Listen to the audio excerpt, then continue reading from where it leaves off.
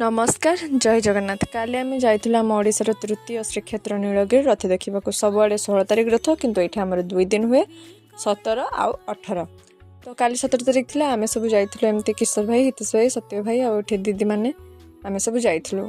मो आई आसी तो आम घर को कहला मत नहीं गले नहीं जीव नीलगिरी हौ ताकू जेहेतु कही आउ तो यहाँ हूँ आम मौसी माँ मंदिर आ पछर पूरा सिनेरीटा देखुं तो पूरा के सुंदर मस्त आ देखो ये मैंने एत लोकों गहली आम तो पूरा पाखरे थिलु रथ पर्यटन पहुँचुनी एवं पाखर एत भिड़ मैंने जिते आगक आगक जाऊे से भिड़ मैंने लोक ठेलाठुली होती मो आई तार चली पारनी से तो कहूँ मुझे हौ मन करते बुढ़ी लोकटी नहीं जाइलु आठी पूरा रथरे प्रभु विराजमान अच्छा बहुत सुंदर लगुता है प्रभु को एमती रथ देखा पूरा खुशी लगुता है आते लोक भी जो डर लगुता है काले कड़े पड़ पुरा जीव कि कौन तो एमती पाखर पाखर आम पलि आसिलु माने एत गहली थे कौन जे कह प्रभु समस्त को भले रखिए। जय जगन्नाथ।